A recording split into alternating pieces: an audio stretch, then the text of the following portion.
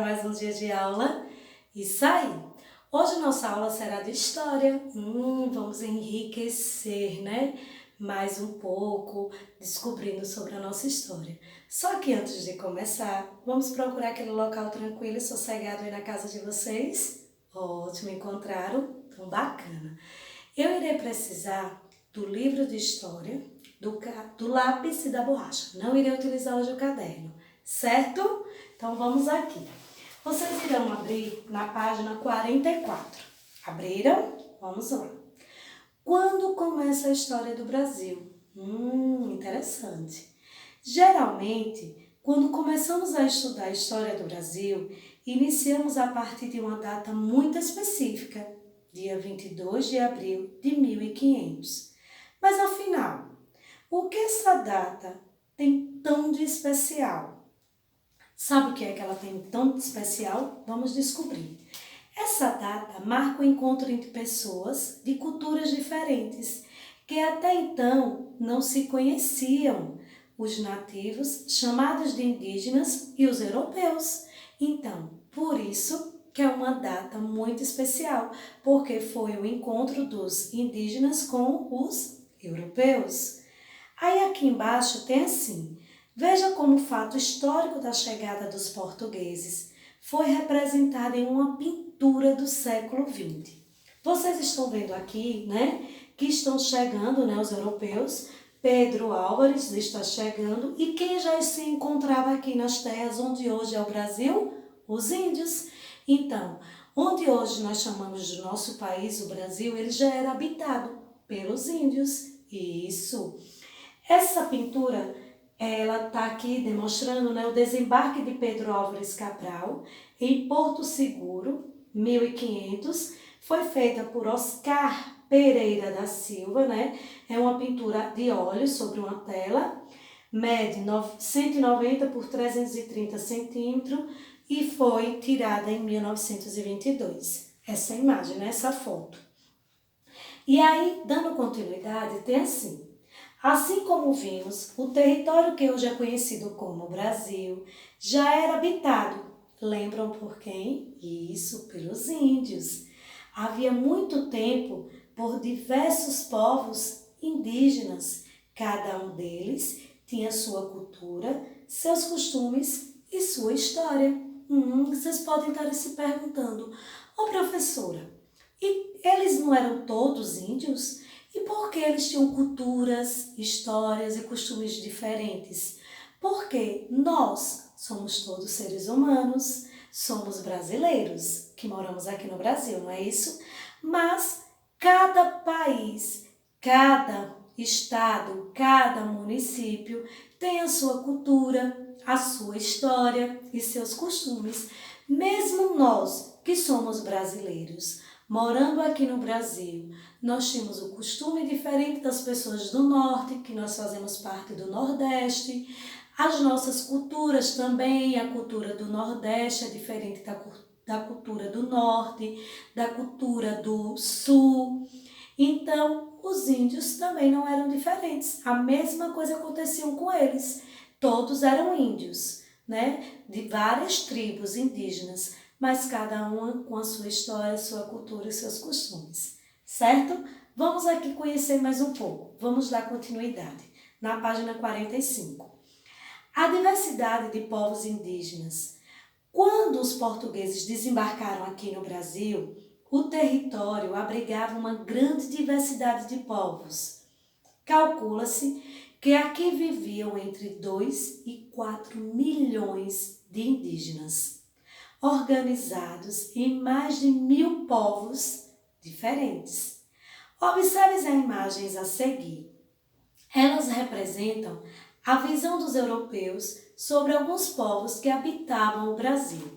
Vocês vão ver 4 tipos de tribos indígenas e vão poder observar minuciosamente que desses 4 índios que eu irei falar aqui, tem uma índia, né? Eles são têm totalmente características diferentes uma da outra. É só vocês perceberem que cada um tem a sua pintura corporal, cada um utiliza, né, os seus ornamentos, que são os adornos diferentes um do outro. Então vamos aqui para a gente conhecer. Esse primeiro aqui é chamado de chefe Bororó. Foi feito por François, essa pintura, né? François Louis de Castelnau, no século XIX. Já aqui é a Índia Camacan Mongol, foi feita por Jean-Baptiste Debret, né? No século XIX também. Esse outro aqui é o índio Munduruku, né? Que foi feito por Hércules Florence, no ano de 1825. E aqui é Mauê Cocoifa, que foi feito por Espim Martinho, no século XIX. Se vocês observarem bem, nenhum deles tem a mesma característica. Cada um usa um adorno diferente, né? Uma pintura corporal diferente. Utilizam também acessórios diferentes, se vocês perceberem, os colares, tipo de brinco. Então aqui vocês vão observando e vocês vão ver que todos eles têm característica diferente um do outro, certo? Vamos continuar aqui na página 46. Ao desembarcar no litoral do Brasil, os portugueses entraram em contato primeiramente com povos que falavam a língua tupi, como os tupiniquim e os tupinambá. Além deles, outros povos viviam no litoral, como os Tremembé, os Caeté, os Pontiguá, os Guaranis, né, e os Bororó. Além das características observadas nas imagens da página 45, como os adornos e as pinturas corporais, haviam outras diferenças culturais entre os povos nativos. As diferenças estavam, por exemplo, na língua que cada povo falava. Como assim, professora? Olha, nós aqui no Nordeste temos um tipo de língua, assim, um sotaque, não é língua. Nossa língua, é claro que é a portuguesa, aqui no Brasil todos falamos, né, a língua portuguesa. Mas o que eu quero dizer a vocês, né, que o sotaque nosso aqui da região Nordeste é diferente do sotaque do Sul, do Norte, do Centro-Sul. A mesma coisa acontecia com os índios. Eles eram indígenas, mas a linguagem, como eles pronunciavam as palavras, cada tribo tinha a sua maneira. Vamos aqui observar nesse quadro o que eu estou querendo explicar para vocês. Olha, nós aqui, na nossa língua portuguesa, nós chamamos água, não é isso? Já os Carajás chamam bie, o Caritiana, esse, e o Cuicuru, tunga. Perceberam como cada tribo tem uma forma de falar o nome água? Também temos animal, que o Carajá chama de Orudum, o Caritiana de Quinda, o Cuicuru de Nejne. Depois nós temos a palavra terra, que o Carajá chama de Sum, o Caritiana de Egei e Cuicuru de Negongo. Temos a palavra também sol, que o Carajá chama de Tuscu, o Caritiana Golquipe e o Cuicuru de Jite. Vocês viram como é interessante? Quanto mais a gente estuda, mais a gente fica rico em conhecimentos, porque para mim também foi uma aprendizagem diferente. Eu não conhecia que tinha tantas palavras, mesmo entre os índios, diferente a pronúncia da outra, né? Eu achava assim, que como eles eram índios, todos falariam, né, as mesmas palavras, teriam o mesmo conhecimento, mas não. Interessante. Vamos continuar. Que além dessas características que eu já tinha citado antes, que era a cultura, a história, né, as pinturas corporais, os adornos que eles usam, que são os enfeites colocados na cabeça, né, que são, como eu posso dizer, os cocá. Eles também têm uma grande diferença na organização da construção das moradias. Isso. Olha aqui, olha. A habitação dos povos do Xingu. Estão vendo, né? Ela é muito larga, né? Ela é oval, mas ela é enorme. Já aqui está a habitação dos Tirió, né? Aqui a habitação do Marambu e aqui está a habitação do Carajá, que é até semelhante aos desenhos que a gente gosta de fazer, né? Da casa, da nossa casa. Então, o que eu quero deixar claro para vocês é que eles também moram, né, em moradias diferentes uma da outra. Não é diferente da gente. Por quê, professora? Porque, olha, tem pessoas aqui que moram em prédios, outros, né, moram em zona rural, outros moram em residências normais, né, sem ser em prédios, em edifícios, e assim por diante. A mesma coisa são os índios. Eles também têm as moradias deles, né, a organização da moradia é diferente um do outro. Cada tribo tem a sua forma, certo? Combinado? Então, meus amores, a atividade que eu deixarei para vocês hoje será no livro de vocês de história. E isso vocês irão ler na página, né? 47 e 48. Será a atividade de vocês. Vocês irão copiar no caderno, irão responder bem bonito e tirar aquela foto e mandar para a professora de vocês. Só que antes disso, eu vou explicar um pouquinho dessa atividade para vocês, certo? Então vamos lá.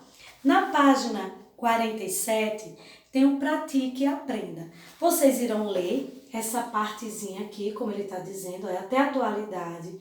A produção artística e a valorização da beleza estão presentes no cotidiano de diversos povos indígenas que vivem no Brasil. O texto a seguir aborda como alguns desses povos utilizam as pinturas corporais e outros tipos de adornos. Vocês irão ler esse texto aqui para poder responder a primeira questão, que é a letra A. A pintura corporal é um hábito diário?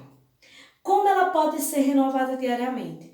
Vocês vão tirar desse texto essa resposta, certo? Vamos aqui para a página 48. Na letra B.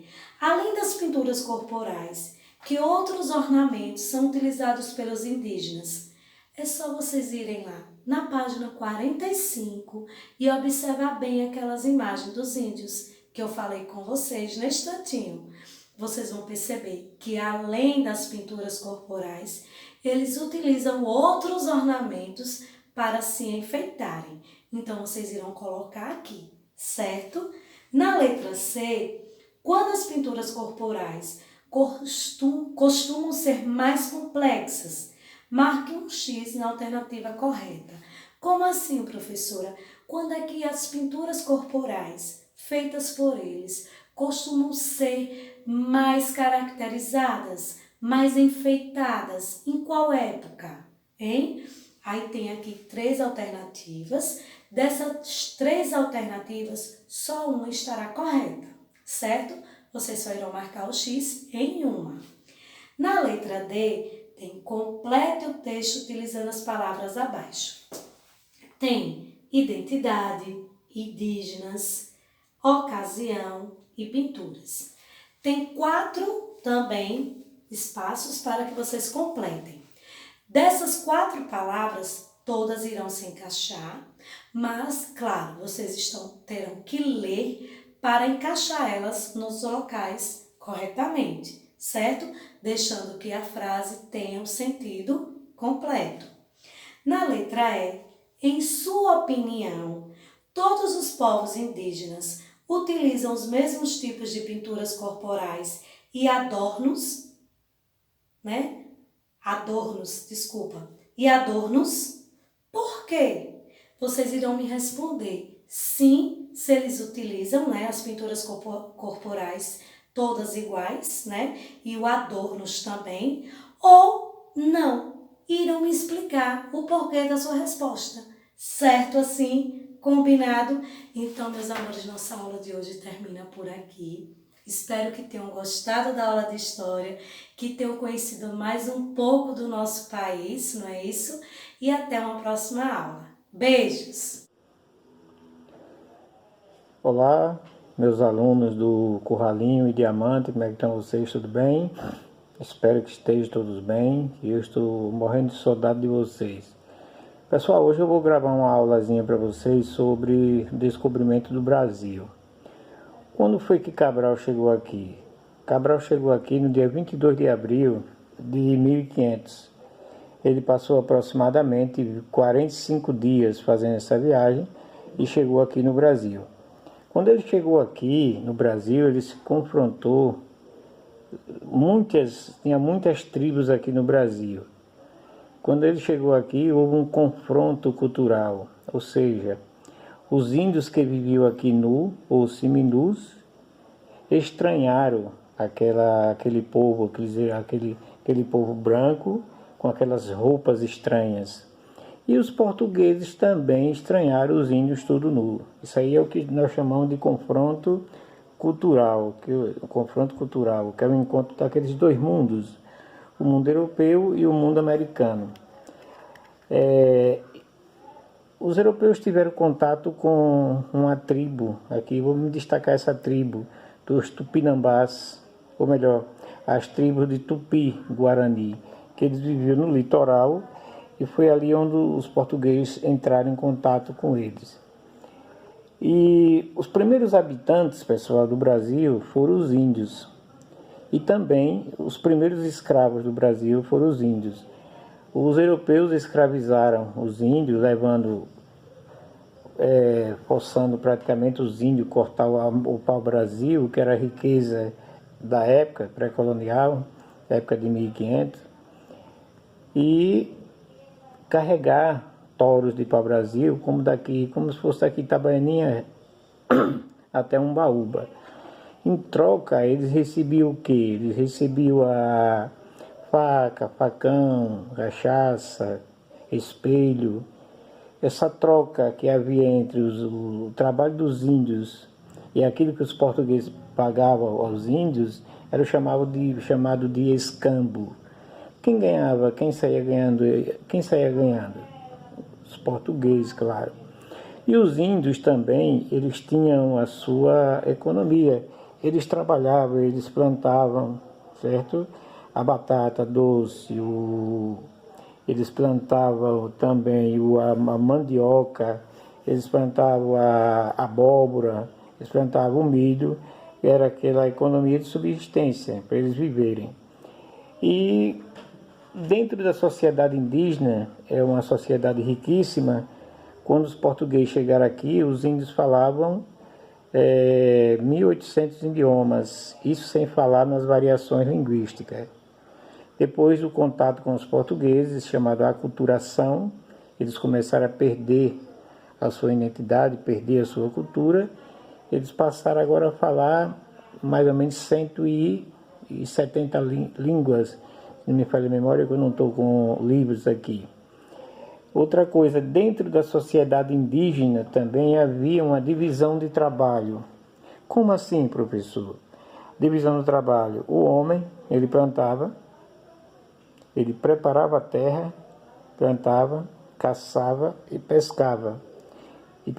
E o que era que a mulher fazia? A mulher cuidava da casa e dos filhos. Os meninos, eles aprendiam a profissão do pai, de pescar, de caçar, habilidade de caça, habilidade de pesca, certo? E as meninas aprendiam a habilidade com a mãe, de fazer a questão do cuidar dos irmãos, cuidar da casa, certo? Era isso aí a divisão de trabalho entre os índios. Quando se trata de artesanato, os índios são maravilhosos, são artistas nisso aí. O pote de barro que os índios faziam, a rede, o jeré, certo? A canoa, quando se trata de o arco e a flecha para se defender dos inimigos. E os índios tinham as suas habilidades. Na questão religiosa, os índios eles adoravam muitos deuses, deuses conhecidos deles da natureza, que era a lua, o sol, o trovão, os deuses das matas.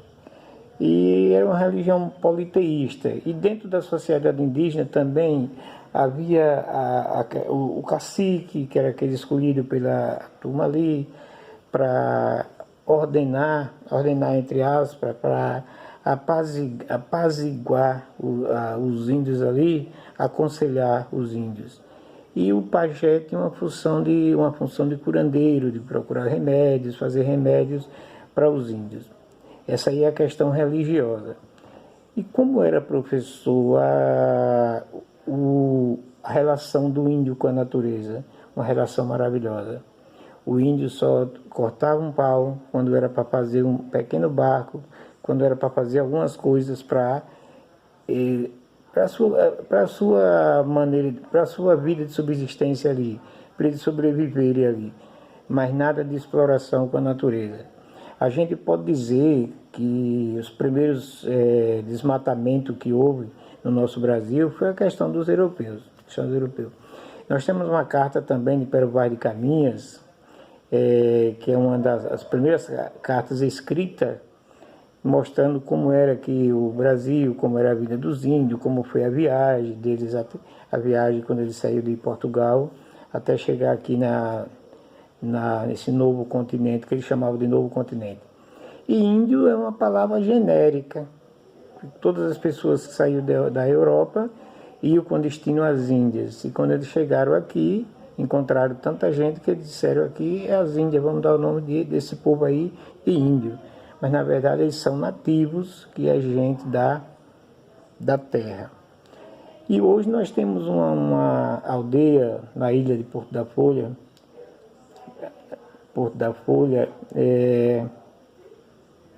A ilha de Porto da Folha tem uns índios chamados Chocós, aqui em Sergipe. Viu, pessoal? Eu espero que eu tenha contribuído com alguma coisa, que se for para a gente falar de história, falar do descobrimento do Brasil, em 8 minutos, a gente tem que se prender muito para falar alguma coisa. Então é uma síntese que eu dei. Espero que vocês tenham entendido e com certeza a professora no dia 10, ela vai dar essa aula e ela vai explanar muitíssimo bem, como sempre ela faz. Um abraço de coração do professor Raimundo.